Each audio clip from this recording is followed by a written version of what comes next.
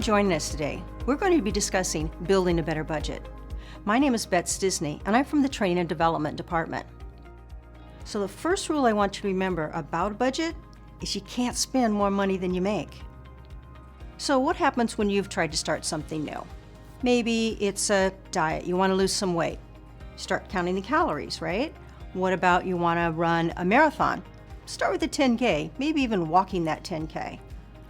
Building a budget is something new for you as well. So let's talk about what some of those obstacles may be. It's possible that you procrastinate. I do.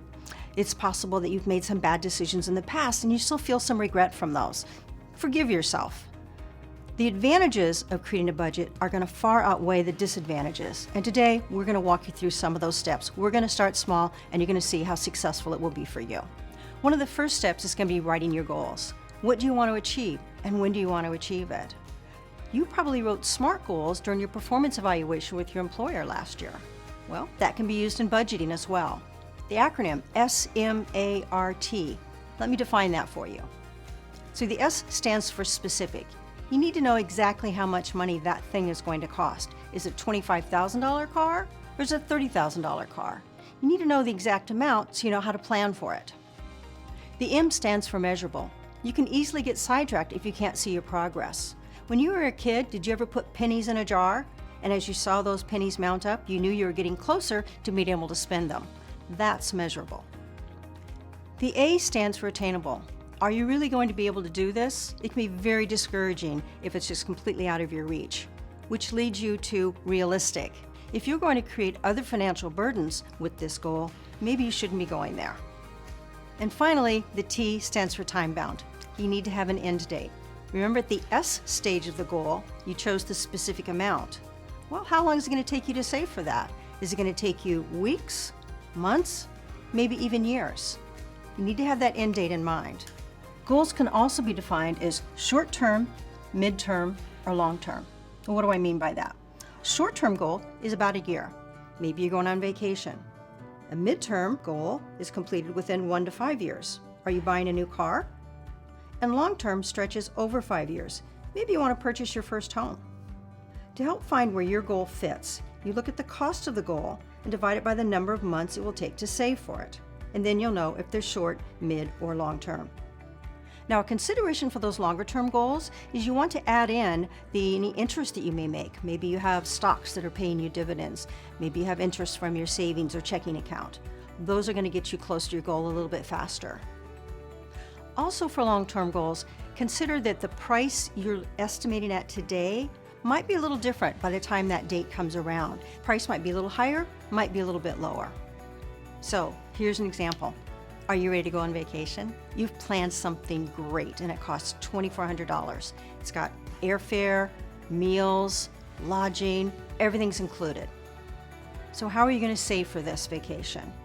It's 6 months away. That's 24 weeks. How much every week do you need to save? Maybe $100, right? That was pretty simple math. Well, but look at your SMART goals. Is this really attainable and realistic for you? You need to look at your situation. Maybe you need to push the date out a little bit. Maybe you need more than 6 months. Or it's possible you could move the date to an off-season. Maybe the cost of the vacation would be a little bit lower then. You know, we can't plan for everything. Stuff happens. So one thing you should definitely have in your goals is an emergency account. You want to be able to save for that rainy day that we hope never comes. Natural disasters, unexpected medical expenses. You want to have that money available to you, they call it liquid, so that you don't have to borrow money from your friends and family. You don't have to take out an expensive loan. Now, as a single person, we suggest you have 3 months worth of your essential expenses covered. If you're caring for others, consider having 6 months. So if you already have debt now, should you be saving towards those goals? Absolutely, but especially the one about the emergency fund. You also need to be saving for your retirement. You know, that's not something you can plan at the last minute. You can start putting money towards it now that could be a tax advantage for you, and many employers will match your contribution. Definitely take advantage of that. In the end, you need to decide if you need to put some of those less vital goals aside. The interest on the debt that you'll have to pay is going to be much higher than the interest that you would earn on your savings. Most of us spend what we have, no matter what that amount is. So how do you start savings? Well, make it easy. Deposit some of your paycheck in a savings account immediately when you receive it. Use automatic deposits to make the transfer seamless. You don't have to remember to transfer it every 2 weeks.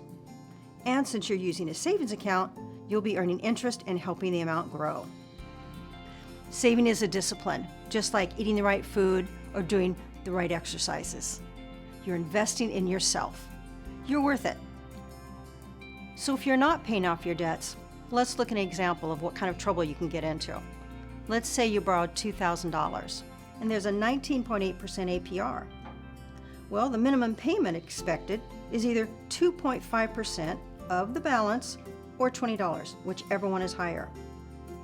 If you only make the minimum payments, can you guess how long it's going to take you to pay that off? It will take you 14.5 years to repay it. And the interest alone will be $2,848. That's on top of the $2,000 you originally borrowed. Nobody wants to be in that kind of debt. To get out of that kind of debt, you need to start savings, of course, but how can you save if you don't know where your money's going? You need to be able to track it. A lot of different ways you can do that. For the next couple of weeks, spend the way you normally would. Write it down and maybe a little notepad. What are you buying? When are you buying it? And how much does it cost? Every day you can total those numbers up and start to see the figures.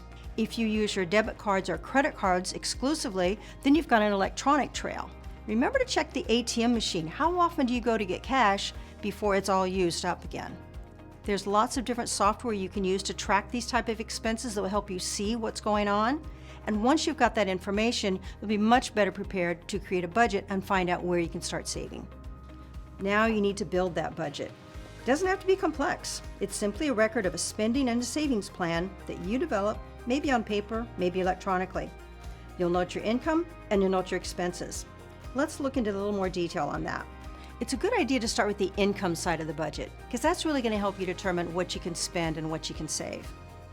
Remember that rule we talked about earlier? Expenses should never exceed your income. So here's some things you want to consider. Be conservative, don't overestimate. Only include overtime pay, for example, if you are 100% certain it will be available to you. Include bonuses only if they are guaranteed. If you are self-employed, income could be challenging, so err on the safe side. Do you receive commissions or seasonal variables? That can be hard to calculate, so take a look at last year's income for a base, but be conservative for this year's estimate. Are your tax withholdings accurate? You don't want to owe money at the end of the year or receive a huge refund. If you're getting a big refund, remember that's your money, not a gift from the government, and it could have been earning interest in a savings account. And if you're too low and you owe money at the end of the year, remember you also will have interest and penalty attached. We've looked at the income, now let's look at the expense side. You want to note two columns here, current expenses and proposed. Current are the ones that are fixed and variable, and proposed are those that are budgeted items that you want to include. So for current expenses, I mentioned fixed and variable. What do I mean by fixed expenses?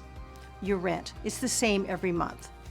But variable expenses, periodic expenses, those would be things like your gas and electric bill, things that vary by the season perhaps. If you find it hard to figure out those variable expenses, easy. Just look at last year's, get that total for the year, and divide it by 12 months. That will make it much easier for you. Now when this is all done, add up each column. The fixed expenses you may not be able to do too much about, but what about the variable ones? Can you bring some of those down? And look at the proposed column, the goals that you're trying to set. Maybe you need to make some adjustments there. You need to identify what are the things you need versus the things that you want. So we've got a couple more ideas for you about how you could work with your budget. What about increasing your income? Could you find part-time work? Now, decreasing your spending will enable your goal achievement, but please make reasonable choices. You want to look carefully at your items to see what can be postponed, maybe reduced, or eliminated altogether. And third, don't forget about your goals. Keep looking at them, seeing if you need to adjust them a little bit. In the end, you have some choices. You have decisions that you need to make. And these three questions might help you. Do I need it? Do I really have to have it? Do I need it now? And what would happen if I didn't have it? Compare that to buying a bag of wonderful items at the checkout stand, impulse buying, right? I do that sometimes, to the money that you could have saved instead and put it towards your goal and your savings account. You need to stay realistic as well. Some of these goals are going to be harder than others, but you can do it. Do you monitor your progress? Remember those pennies you put in the jar when you were a kid? Pay attention to the balance of your savings accounts. You're going to love seeing that grow. Are you organized? Pay those bills on time. You can do it. Keep your budget handy so you can reference it. And maybe you need to just set up a little space in your home for money management. You need to expect setbacks. There will be bumps in the road. That is life. But get back on track as quickly as you can, and don't be tempted to abandon your dream. And finally, reward yourself along the way. Hard work deserves recognition. It's all for you. We've given you a lot of great ideas today. What are you going to do now? You're going to create the budget? You're going to look at your goals? For sure, go set up that automatic transfer of money into your savings account. That's an easy step to take. Maybe you want to draw up a milestone calendar. What are those special events that you think should happen at a certain time? Mark your calendar so you can see them coming towards you. Remember to have patience with yourself. Success does not come overnight. But start today. You'll be one step closer. I'm so happy you took some time to join me today. I hope you gained some great ideas and tips and tricks that you can take forward. For more information, please look at our Balance website. Thank you.